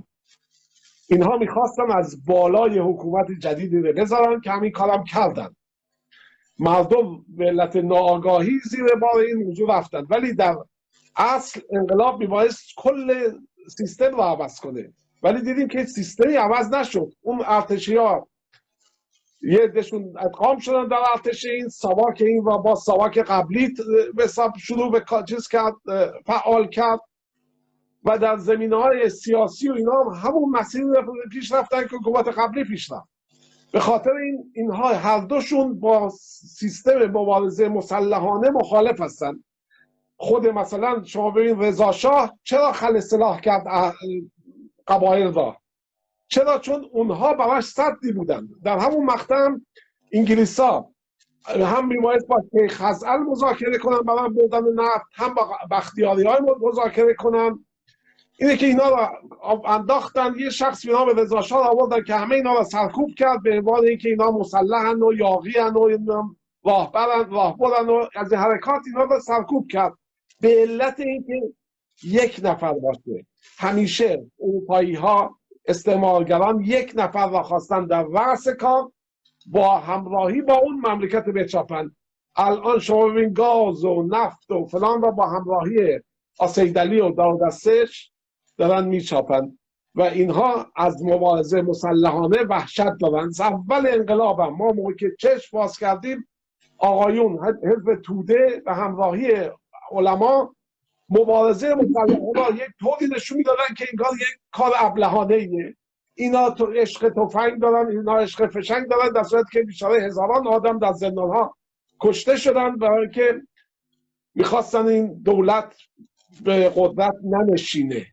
در اون مقطع هم هیچ ما سلطنت طلبی در زندانهای ایران ندیدیم، فقط افرادی بودن که خواهان این بودن که مملکت واقعا درست بشه و مسلحانه مبارزه کردن، ولی چون مردم در توهم بودن شکست خوردن و این شد که الان داریم میبینیم الان مجبورن مسلحانه مبارزه کنن. آلترناتیوی جز مبارزه مسلحانه وجود نداره. اگر شما میشناسید، کسی میشناسه راهی هست که میشه اینها را متمدنانه بدون خونریزی بیرون کرد، ما همه در اختیار هستیم. خیلی ممنون، متشکرم. همطور که آقای زمانی فرمودند الان در حال حاضر خب مبارزه مسلحانه را ایشون ترجیح میدن، ولی برای نسل الان آقای قره‌داغی در موازات کارهایی که شما میکنید، آقای بوف برای آگاهی مردم داره تلاش میکنه و هر حال همطور که شما فرمودید برای واقعا بدون چشم داشتی این همه زمانشون رو میذارن، بچه ها کتاب رو میخونن و ادیت میشه، کتاب آماده میشه و منتشر تو شبکه‌های مختلف منتشر میشه. خیلی جالبه که بعضی وقتا من میبینم که دوستان پیام میدن صدای فلان خانم خوب نیست، اون یکی لهجه داره، این یکی نمیدونم فلان لغت رو اشتباه گفته. حتی به جای یک حالا تشکر اشکال نداره، تشکر نکنید، ولی انتقادهای منفی هم ما میشنویم، میبینیم که خب خیلی وقتی هم که آدم میگه که خب به جای این کارها یه تشکر بکن، بعد میان خیلی راحت میگن که خب نکنه، کسی ازش انتظاری نداره. در نقطه مقابل دقیقاً کاری که آقای بوف داره انجام میده، جاهایی مثل تلویزیون من و تو، تلویزیون اینترنشنال، حالا شما که هم مبارزه مدنی دارید انجام میدید و هم مبارزات مسلحانه هم که معتقد هستید، طبیعتا اگه مثل چریکا اسلحه دستتون باشه حتما میخواید برید مبارزه چریکی هم انجام بدید که به هر حال قابل احترام و ستایش هم ازش. ولی میخوام بگم که در موازات شما و فعالیت‌هایی که ما داریم انجام میدیم، تلویزیون من و تو اینترنشنال به البته به یاری یا حالا نمیدونم به پشتوانه کسایی که اونا رو دارن حمایت میکنن، چه از لحاظ اقتصادی باشه چه از لحاظ فکری باشه، خب خیلی دارن روی ذهن مردم، روی همین نافرمانی مدنی کار میکنن و اینو یک نوع پرستیژ سیاسی قرار دادن. یعنی الان هر کی که میخواد بگه که مثلا من به مبارزه مسلحانه معتقد هستم، همین هم که این خیلی مثل جمهوری اسلامی میمونه، مثل جمهوری اسلامیه، در حالی که من فکر میکنم حتما هم نظر شما هم این هستش که جواب آتش هستش، آتش رو نمیشه با گل جواب داد. که برای این مردمی که اینقدر تحت تاثیر این رسانه هایی که به هر حال حمایت میشن از کشورهای، این دولت هایی مثل انگلیس مثل آمریکا دارن حمایت میشن، برای این شرایط چیکار باید کرد واقعا؟ برای این مردمی که چشمشون و عقلشون به سمتی میره که دلشون میخواد، چه حرکتی ما میتونیم انجام بدیم برای مردم که لااقل یک ذره به خودشون بیان بگن که اگر فلانی داره این همه زحمت میکشه، این همه زمانش رو میذاره، این همه از شبانه روزش میگذره که من یه کتاب دستم باشه یا اینکه من یه ذره به حقوقم آشنا بشم و بدونم که راهی غیر از تسلیمم هستش، چطور میشه مردم واقعا بیدارش کرد؟ ببینید، فعالیت‌های مدنی و فعالیت‌های فرهنگی اجتماعی مستلزم صبر زیاده. من همیشه به همه ادمین‌ها و دوستانی که با ما همکاری میکنن میگم که به هر حال ما تلاشمون این هست که اون آگاهی رو بالا ببریم. حالا یک نفری که بر اساس اون تربیت اجتماعی که ما داریم و انتظار داریم به هر حال کسی که کاری برای ما حتی انجام میده اونجوری باشه که دلمون میخواد، حتی اگر رایگان باشه. اصلا بحث فعالیت‌های اجتماعی مردم نهاد در جامعه ما خیلی معنا نداره، خیلی باش در واقع چیز نیستیم، آشنا نیستیم، به خاطر اینکه همه چیز ما توی اون جامعه یا دولتیه یا ایدئولوژیکیه. حساب کن مثلا تنها اگر چیز مفتی هم باشه بیشتر مثلا توی مسجدها یا توی جاهایی که میخوان مغزشویی کنن رو اینجور چیزها، میخوان مثلا البته اون بودجه هاش از طریق دولت و اینا تامین میشه و این جامعه ما جا افتاده که هر کسی هر کاری هم میخواد بکنه به لحاظ فرهنگی یا به لحاظ در واقع آگاهی رسانی باید تا حدودی رایگان باشه. اینو من خیلی خورده نمیگیرم، چون جامعه ما همینه و ما نیازمند صبر زیاد هستیم که و کسایی که این راه قدم میذاریم. من همیشه به خیلی از راویه ها هم میگم که خیلی جدی نگیرن اون چیزی که شما فرمودید توی پیام ها و اینا برای ما میرسه و زیر کتاب ها، زیر فایل های کتاب ها اکثرا گذاشته میشه، خاطر اینکه ما برای اگر بخواد برای خوشایند باشه یا برای منافع باشه اون قضیهش فرق میکنه، آدم میتونه هر جوابی بده، ولی بحث اینجا بحث صبوری در این مسیر هست و چاره ای جز این نداریم. اما خب ببینید بحث اصلاح کردن و بحث اون سیستمی که در خارج از ایران فعالیت میکنه، متاسفانه ابتدای عرایزم هم گفتم این دو تا مسئله است. یکی این که خیلی از دوستانی که منتقد هستن و خیلی از کسانی که صاحب نظر هستن و تو اینجور شبکه ها میان صحبت میکنن، من حالا همه را نمیخوام وابسته یا در واقع از جمهوری اسلامی بدونم، خیلی هم هستن متاسفانه یه جورایی میشه گفت با دید جامعه غربی به ایران و جامعه شرقی نگاه میکنن، یعنی توی یک جامعه دموکراسی و میشه گفت لیبرال دموکرات یا سوسیال دموکرات نشستن و به جامعه دیکتاتوری تز میدن. حالا همه این افرادی که تو شبکه‌های مختلف خارجی هم هستن رو من نمیخوام در اون یک شاخه قرار بدم. متاسفانه توی جامعه ایران ما اگر بخوایم بحث اصلاح طلبی رو ما دیدیم به کجا کشید، حتی اگر 1% اون اصلاح طلبی هم از بطن جامعه ایران بلند شده بود، حتی اگر این فرض رو درست بگیریم دیدیم که آخرش به کجا کشید. متاسفانه در جامعه دیکتاتوری هر فعالیتی، هر چیزی که بخواد به تغییر مسالمت آمیز و تغییر آهسته بخواد انجام بده منجر میشه که در اون سیستم دیکتاتوری ذوب بشه، خاطر اینکه اون ابزارهایی وجود داره، اون منافعی که ایجاب میکنه به انحراف میکشونه اینجور فعالیت ها رو، اینجور تغییرها رو، و به هر حال چاره جز این نیست. و عرض کردم ببینید ما باید موازی پیش ببرید فعالیت‌های آگاهی رسانی و مدنی رو همراه با مبارزاتی که میتونه در کوتاه مدت این در واقع تغییر باعث تغییر این سیستم بشه. و اونجاست که ما میتونیم وقتی که تغییر ایجاد شد ساختن جامعه‌ای که دیکتاتور بالا سرش نباشه، جامعه‌ای که دموکرات باشه، جامعه‌ای که مجلس درست حسابی داشته باشه، نهایت 1 سال 2 سال زمان میبره.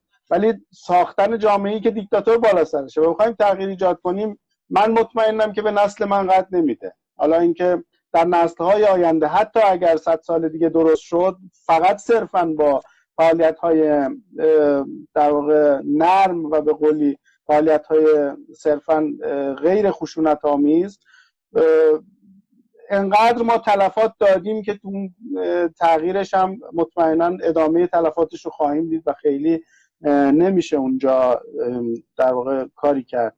به درد نسل من و شما نمیخوره. حالا اینکه در آینده قطعا شاید تغییری.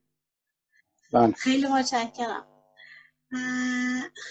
یه سوال دیگه که از آقای زمانی میخوام بپرسم اینه که آقای زمانی، همونطور که اول انقلاب وقتی که مبارزات چریک‌ها که در من مقدمه هم گفتم، وقتی مبارزات چریک‌ها محدود شد، اینا مجبور شدن که به شهرهای مرزی نقل مکان کنن و اونجا چون با کشور همسایه در ارتباط بودن، خب به راحتی میتونستن سلاح گیر بیارن و به راحت، البته این شهرها مستعدش هم هستن، شهرهای مثل کردستان خب برای مستعد مبارزات مسلحانه هم بوده و هست.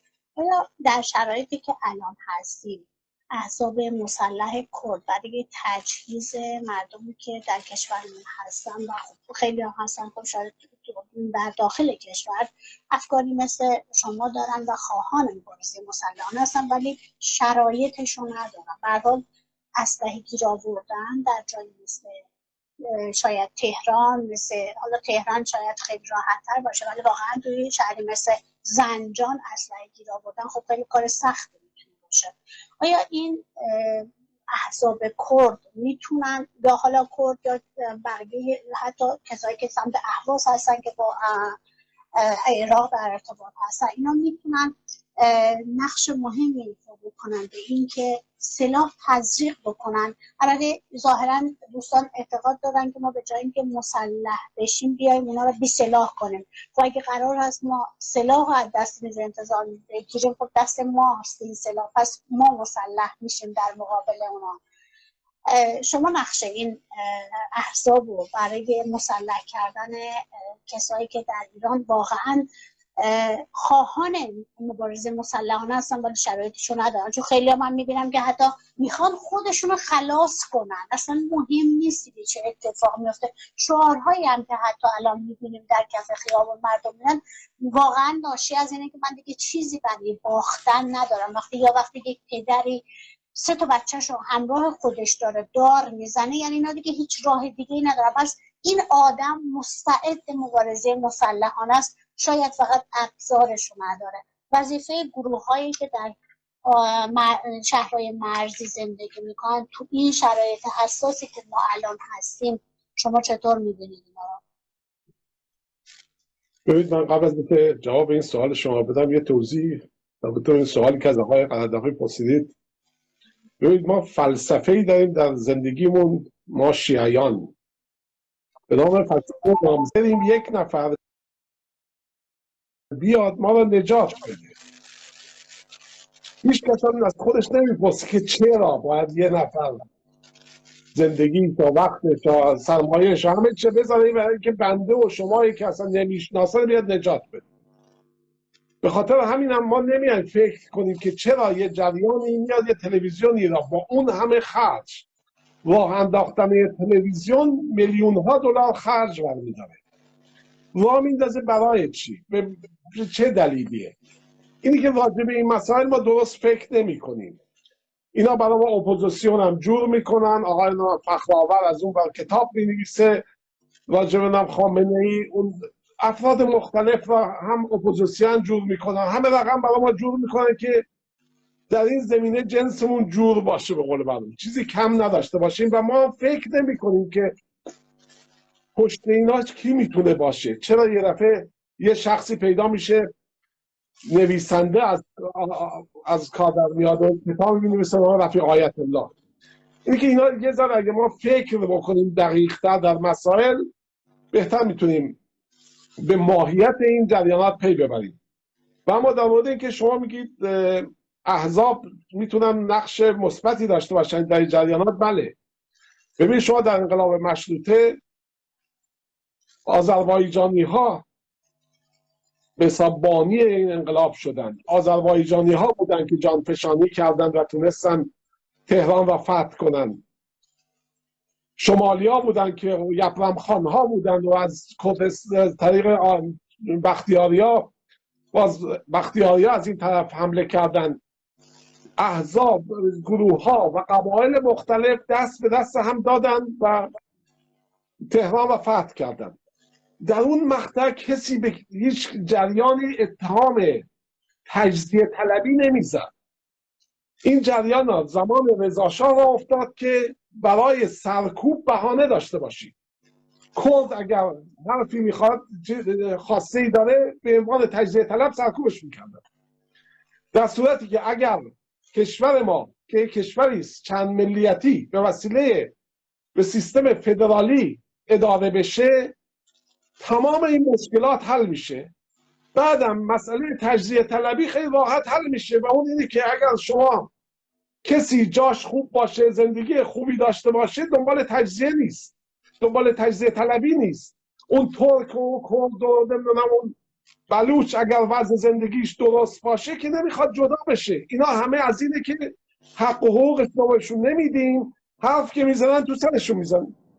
بعد یادم میاد آقا من لااقل خودم جداشم رهبران خودم دلش برای من شاید بیشتر بسوزه.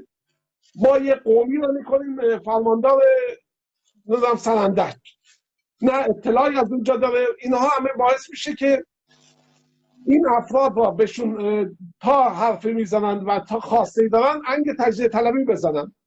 الان هم احزاب کردستان، احزابی در کردستان فعالن مثل حزب دموکرات و کومله و جریانات دیگه، اینها میتونن در سرنگونی این رژیم نقش بزرگی داشته باشن. الان اول انقلاب نیست که به من یزدی و من اصفهانی رو برداری بلند کنی بگی اینا کفارن، بگیری اینا رو بکشی اینا رو. الان اول انقلاب نیست که با یک فتوای اون پیر خلفت بلندشن هزاران نفر اسلحه به دست برن بیفتن زن و بچه کرد بزنن و بکشن. الان مردم جز اون افرادی که میدزدن و میبرن همه مخالف سیستم هستن. درصد بسیار کمی دور ایناست. الان اون احزاب هستن که میتونن فعال باشن. میگن این انگ تجزیه طلبی باعث شده مردم از همدیگه جدا باشن. ترک را بهش میگن تجزیه طلبه، نمیدونم جنوبی را میگن الاهوازیه رو انداخته. البته هستن یه جایی هستن که میخوان تجزیه بشن. ما همینه نمیگیم مشکلی نیست. اگر صبر کنید یه دولت دموکراتی در این مملکت به کار بیاد، اگر حق حقوق شما نخواستن به روش دموکراتیک شما میتونید رایگیری کنید جدا بشید. این مشکلی نیست. ما نمیخوایم که همه را یه مشت گدا را زیر یه پرچم جمع کنیم. این یکی از خواسته های دیکتاتوراست که هر چی که بزرگتر باشه، کوروکچل بیشتر درش باشه و بسیجی اینا بیشتر بشه درش تجهیز کرد بهتره برای اینا. اینه که کشور بزرگم میخوان. آقای خامنه‌ای فتوا میده بچه هم بیشتر بزایید، نمیدونم درست کنید، در صورتی که به قول شما امروز در ظرف یک روز آقای قراداغی گفت 5000 تا بچه رو گذاشتن تو خیابون. خب اینها میتونن الان در اهواز شهرهای مرزی، ببینید خود همین آمریکایی‌ها و اینا موقعی که قذافی رو انداختن شورش از شهرهای بندری شروع شد. شهرهایی که میتونستن از طریق کشتی بیان تو دریای آزاد وایسن با قایق سلاح به دست مردم برسونن. ما در شهرهای مرزی مثل بلوچستان و مثل همین شهرهای اطراف خلیج فارس و در کردستان میتونیم اسلحه وارد مملکت بشه، در بین مردم توزیع بشه. اون بسیجی که الان میاد با یه شاتگان میزنه چشم بدبختی رو کور میکنه، واقعا دردناک میشه. شده پسر 17 ساله رو بیچاره چشم کور کردن، دائم عربده میزنه میگه من چشمامو میخوام. این به این راحتی، چون عذاب وجدان اینا هم که ندارن، یه مش حیوانن. این اگر بدونه که بزنه میخوره، اینا زودم جا میزنن، زودم از دوره خامنه‌ای میرن کنار. و این احزاب بله میتونن الان نقش بسیار مهمی داشته باشن در تجهیز مردم. همونها هم احزاب که در البته نیستن در بلوچستان، به اون صورت احزاب درستی وجود نداره، ولی خب در جنوب و در کردستان این احزاب قدرت دارن و میتونن نقشی داشته باشن که آذربایجانی ها در انقلاب مشروطه داشتن. خیلی ممنون. سوال آخر این که پس آقای زمانی، شما در حال حاضر زمینه مبارزه مسلحانه را در ایران مهیا می‌بینید، درسته؟ چاره دیگه ای نیست. این که چیز جالبی نیست، چاره ای جز این نیست. و شما آقای قراداغی، شما هم زمینه را برای مبارزه مسلحانه مناسب می‌بینید، یعنی تنها گزینه برای براندازی دیکتاتور در حال حاضر مبارزه مسلحانه می‌بینید؟ ببینید برای مبارزه علیه دیکتاتور، حالا تیتر برنامه هم هستش راه حل نهایی. ببینید این راه حل نهایی درسته که هست، ولی ما گزینه‌های دیگر رو به قول این چیزا همه گزینه‌ها رو میز هست. ما در تمام جنبه‌ها باید مبارزه کنیم، ولی فکر می‌کنم که تنها راه این که بشه با این سیستم جلوی این سیستم ایستاد و این سیستم رو پایین کشید و بحث اون بحث براندازیه. یک نفر میتونه با نافرمانی مدنیش مبارزه کنه، یک نفر میتونه با آگاه کردن همسایش مبارزه کنه، یک نفر میتونه با نشر اطلاعات علیه خرافات مبارزه بکنه. مبارزه تمام شیوه ها اسمش مبارزه است، ولی بحث براندازی وقتی پیش میاد، کسی که میخواد با این سیستم رو در واقع پایین بکشه و این سیستم دیکتاتوری رو از بین ببره، اگر بخوایم به شیوه های دیگه اتکا کنیم و از طرق دیگه بخوایم این کار رو تمام نیرو رو بدیم به اون سمت، من فکر میکنم که هیچ نتیجه نه تنها نخواهد داشت، بلکه همین چیزی که در طی این چند سال اتفاق افتاده، جوانها دست خالی میرن توی خیابونها و کشته میشن در سالگردش، جوانهای دیگه، انسانهای دیگه کشته میشن و این در واقع اون تخریبش، اون اسراف انرژیش خیلی بیشتر هست. خیلی در واقع ما داریم زمان میدیم به دیکتاتور که قوی تر میشه، این ضحاک داره بزرگتر میشه و ما با صرفا فقط مبارزات مدنی و صلح‌آمیز داریم این رو تقویتش میکنیم، قدرت این رو بیشتر میکنیم و خودمون ضعیفتر میشیم. من فکر میکنم. خیلی متشکرم. الان در حال حاضر ما الان میام خدمتتون، الان در این مقطعی از تاریخ برای یکی که با دو تا مهمونی که یه شخصی که مبارزه مسلحانه انجام داده و زندگیشو واقعا گذاشته و شما که مبارزه مدنی انجام دادین، در حال حاضر ادامه مبارزه مدنی، نه اینکه متوقع، شما فرمودید که به موازات هم، ولی تنها انتخاب مبارزه مدنی فقط عمر دادن یا طولانی کردن عمر دیکتاتور میدونید. پس قابل توجه تمام کسایی که برای کلاس سیاسی، برای پرستش سیاسی مبارزه مدنی را فقط تبلیغ میکنن، در واقع اینا کمک میکنن که دیکتاتور فرصت بیشتری برای تقویت خودش داشته باشه. بفرمایید آقای زامنده. من معتقدم هر کسی که مخالف مبارزه مسلحانه و مخالف اداره کشور به صورت فدرالی هست، این شخص یا مزدوریه که طرفدار این رژیمه یا اینکه طرفدار رژیم سابقه که داره آماده میشه برای باز دایر کردن بساط داغ و درفش. وگرنه سیستم مرکزی قدرتمند برای ایران سمه و این باعث میشه که هر جنایتی انجام بشه و هر نوع سرکوبی به راحتی انجام بشه. شما همین الان ببین، اگر سیستم ما فدرالی بود، خامنه ای نمیتونست نفت جنوب را بفروشه و خرج اتینا بکنه و بفرسته به لبنان. نمیتونست همین جنایت هایی که در تهران میکنه در کردستان هم انجام بده، چون کردهاش اجازه نمیدادن، آذربایجانی بهش اجازه نمیدادن. اینی که بهترین راه حل برای ما سیستم فدرالی، ما حکومت مرکزی قوی که به ناف ما میبندن که ما فکر کنیم یه چیز خیلی مهمیه. نه، یه دیکتاتور اون رأس بشینه و همه را سرکوب کنه چیزی جالبی نیست. یک سیستم فدرالی بهترین نوع برای مملکت ایرانه و فعلا هم جز مبارزه مسلحانه راه دیگه‌ای برای نابود کردن این جسوم‌های فساد که امروز مطلقی داره میگه این گرسنگی اگه دارید امتحان الهیه. خب این دیگه با این حیوان چه میشه صحبت کرد؟ با این افراد اینا یه سری مردم ساده لوح هم دنبالشون هستن، ولی تنها راهش اینه که واپس کردنی الانی هم که زمینش آماده است. 10 سال پیش 20 سال پیش زمینش آماده نبود، مردم اینقدر نشناخته بودن اینا. الان زمینه آماده است و باید اینا تو این مقطع انداخت و نمونه های مثل اینا دیگه نیاد. سیستمی رو برقرار کرد که دیکتاتور توش رشد نکنه، نه اینکه این دیکتاتور رو با دیکتاتور دیگه عوض کنیم. رضا شاه روحت شاد، 10 سال دیگه بگیم سید علی روحت شاد، مجتبی فلانت شاد. اینا رو سیستم رو باید طوری درست کنیم که دیکتاتور توش اجازه رشد پیدا نکنه و مثل بقیه دنیای مردم زندگی عادی مدل انسانی زندگی کنن، نه اینجوری که آخوند برای ما تهیه دیده. تشکر از لطفتون.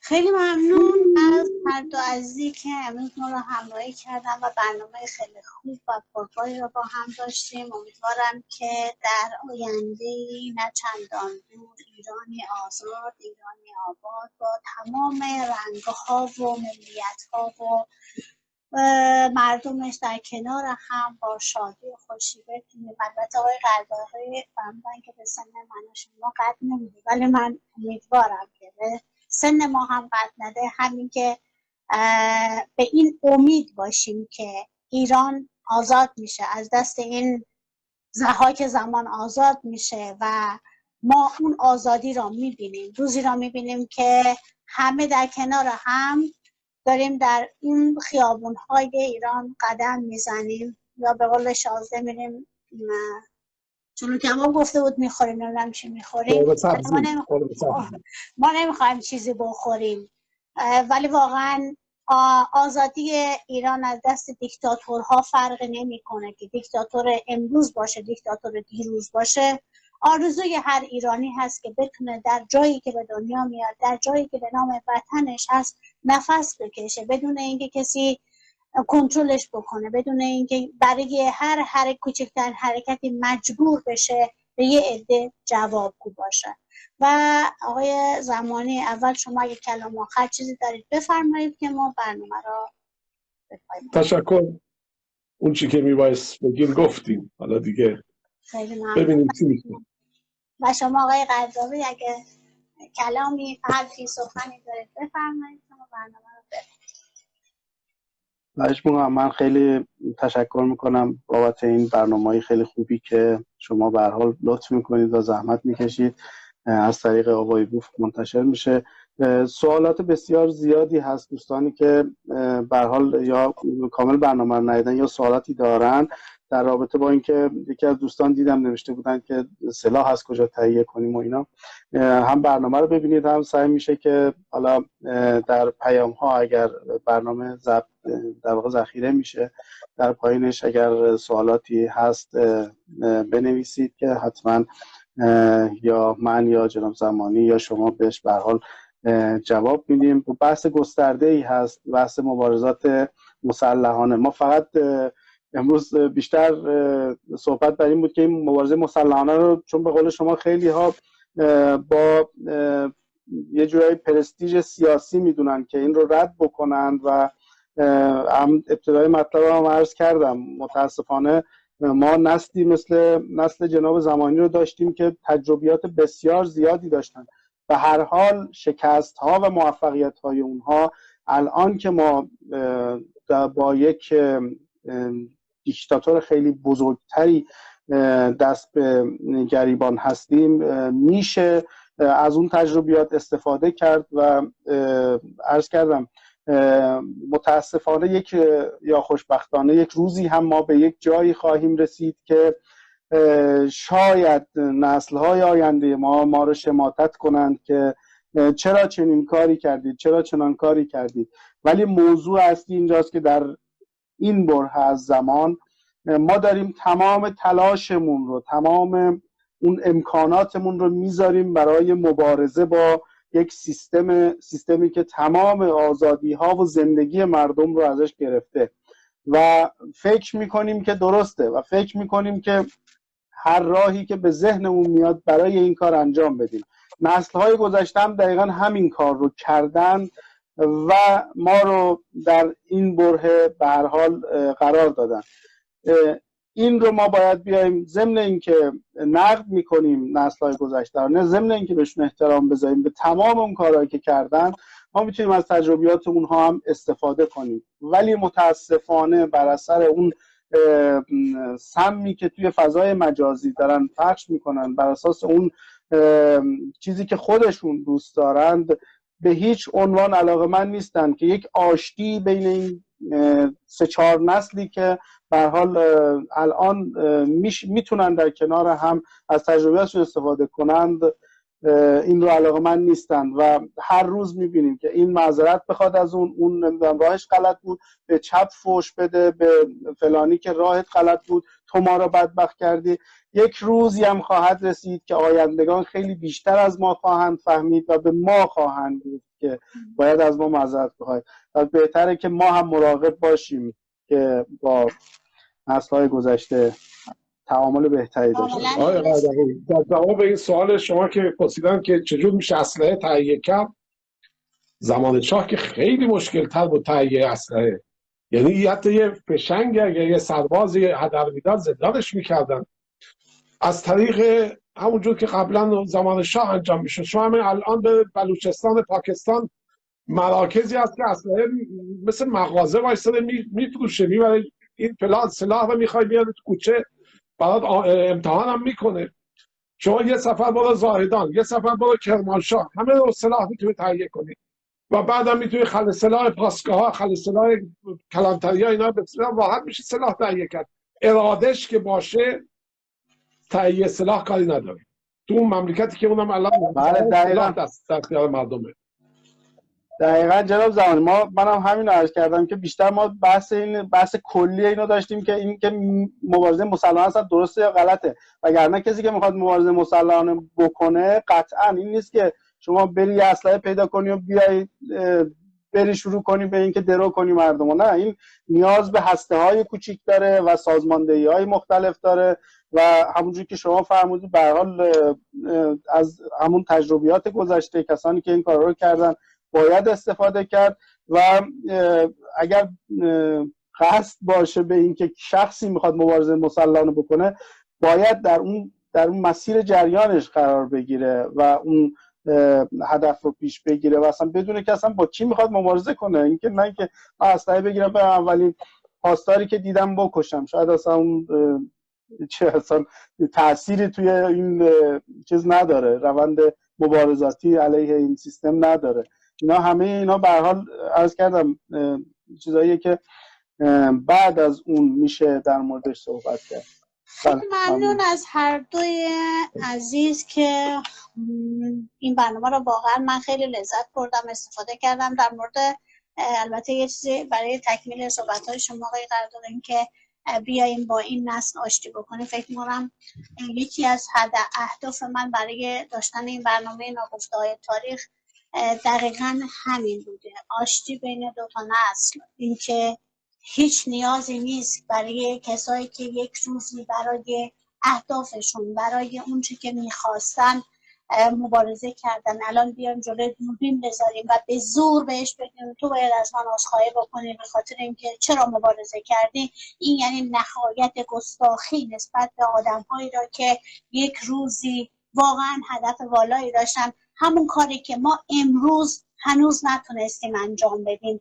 من و شمایی که الان نشستیم داریم حرف میزنیم به اندازه اون نسل هنوز جسارت پیدا نکردیم که بریم پاسگاه قلعه سلاح بکنیم یا حتی بریم جلوی دیکتاتور وایسیم و بگیم که آقا تو داری اشتباه میکنه. هنوز این جسارت رو کسی تو این جامعه پیدا نکرده. فقط بلدیم به دیگران دیکته بکنیم که شما چیکار باید بکنید. یکی از هدفهای من برای این برنامه این بوده که بتونم این دو تا نسل و حتی من بازخوردهایی که تو چند تا برنامه اول داشتم خیلی خیلی هم بد بودن که رفتی نمیدونم فلان جای فسیل گیر آوردی داره باش صحبت میکنی.